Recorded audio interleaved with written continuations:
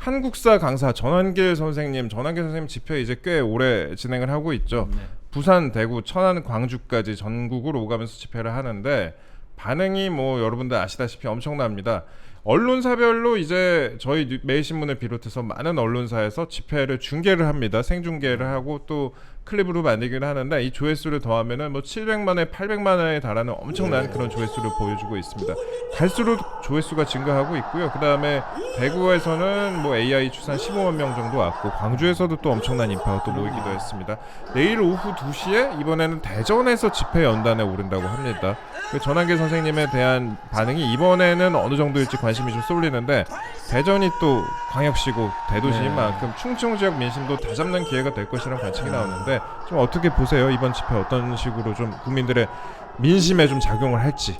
그러니까 사람들이 분노하고 있잖아요. 이 분노가 뭐 폭력적인 게 아닙니다. 이 사안에 대해서 울분과 이 사안이 제대로 전달이 되고 있느냐, 예. 그렇다면 기존의 언론들이 잘 보도를 하고 있느냐, 그런 과정에 있을 때 그렇지 않다고 생각하는 거잖아요. 그렇기 때문에 많은 국민들이 이 아침부터 이 방송에 귀를 기울이고 있다고 저는 생각되는데, 그런 측면에서 봤을 때 지금의 상황이 페어하지 못하다, 공정하지 못하다, 뭔가 잘못되고 있다, 대한민국이 어디로 가고 있는가에 대한 어떤 근본적인 질문이자 굉장히 절실함이 묻어나기 때문에 사람들이 거리로 가고 있고, 예. 거기에 있어서 한 사람의 목소리가 공감을, 울림을 주고 있다는 거 아닙니까? 전환길 씨에. 근데 전환길 씨가 이렇게 나서게 될 수밖에 없는 그 근본적인 이유는 뭐냐면, 당신들이 뭔데 내가 말한 거에 대해서 옳다 그르다를 왜 너희들이 판단해, 이겁니다. 예.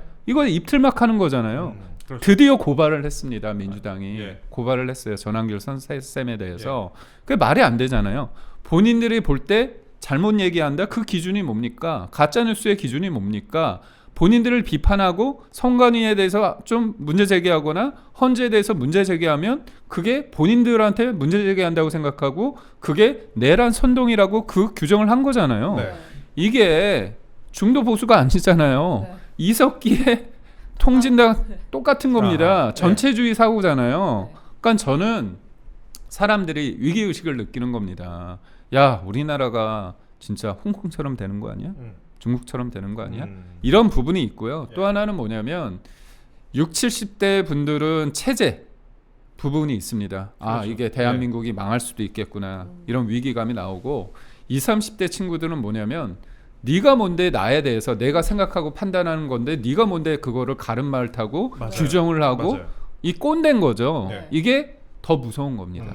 이게 전체주의적 사고거든요. 예. 그래서 카톡 검열, 그러니까 정치인이 일방적으로 뭔가 가짜 뉴스에 대해서 뭐 너무 무리하면 고발할 수 있잖아요. 근데 카톡에서 어떤 부분에 대해서 단순히 전달하고 공유하는 것만으로도 고발할 수 있다고 얘기를 했잖아요. 예. 카톡 검열을 이렇게 할 수 있다고 편하게 얘기하는 이 발상, 생각, 네. 이 태도가 기본적으로 이미 저쪽으로 건너가 있습니다. 그러니까 이거에 대해서 사람들이 문제라고 생각하고, 또 하나는 지금의 민주당 세력 네. 좋은 얘기는 많이 하죠. 근데 이 사람들이 해왔던 상황들을 봤을 때 과연 민주주의를 위한 거냐, 미래를 준비하는 거냐, 그게 아니잖아요. 네. 반도체 특별법 관련해서 52시간 예배 줄 것처럼 다 얘기하더니 안 하잖아요. 안 하죠. 네네. 그러면서 삼성전자 6개를 키울 수 있답니다. 뭐로 키우죠? 25만 원씩 다 준다고 하면서. 중도 보수로 키울 수 있습니다. 그러니까 그렇죠. 네. 그래서 참칭하는 분들에 대해서 속으시면 안 되고, 그 다음에 저는 그래요. 어떤 사람들의 말은 앞설 수 있습니다. 말이야 바꿀 수 있어. 저도 침 안 바르고 거짓말을 할 수 있습니다. 근데 제가 어떤 얘기를 했을 때 제가 계속 행동이 바뀌고 왔다 갔다 하면 쟤는 맨날 거짓말하네, 이거잖아요. 그래서 국민을 하나로 만드는 계기예요. 역시 이재명은 안 된다, 이런 생각을 할 수밖에 없는 거죠. 네, 그런데 과거에 친한계로 분류됐던 장동혁 의원이 네. 단상에 오른다고 하던데요. 대전에서 또 네. 같이. 예. 요번에 보면 어제도 네. 그 우리 의원께서 굉장히 홍장원 1차장의 거짓말에 대해서 하나하나 CCTV 공개를 통해서 하나하나 짚어주시잖아요. 네. 그래서 장동혁 의원이 당연히 해야 되는 건 맞고, 네. 이분도 판사 출신 아닙니까? 법조인 출신이고, 그렇다면 법이 제대로 작동이 돼서 이 판결이 이루어지는지 헌재 재판이 이루어지는지 볼 때 그게 아니라는 거 아닙니까? 그렇다면 당연히 그다음에 또 본인이 대전 지역구 아닙니까? 그렇다면 대전에서 그 많은 사람들이 모일 텐데 당연히 본인이 이제까지 본 부분에 대해서 문제점이 무엇인지 그리고 함께하는 건 뭐 당연히 네. 할 수 있다고 봅니다. 예, 그 장동혁 의원이 페이스북에서 민주당이 문영배 이미선 재판관과 임기 늘려줄게 탄핵다오 하면서 대놓고 재판 거래를 하고 있다. 대통령의 거부권이 없었다면 대한민국 법치주의는 벌써 이재명 한 명을 위한 명치주의로 타락했을 것이다. 이렇게 했습니다. 그 문영배 이미선 재판관 임기 늘려주는 그 법안까지 발의를 했잖아요. 이거 많은 위헌이라는 지적을 받기도 하는데 이렇게까지 지금 하고 있어요. 그러니까 사실. 이거죠. 예. 제가 민주당이 하는 것들을 보면 탄핵, 특검, 고발 그러면서 또 하는 게 법을 내는 겁니다. 위인설법. 네. 근데 위인설법이 국민을 위한 게 아니라 본인들을 위한 거예요. 이거 문영배를 위한 게 아닙니다.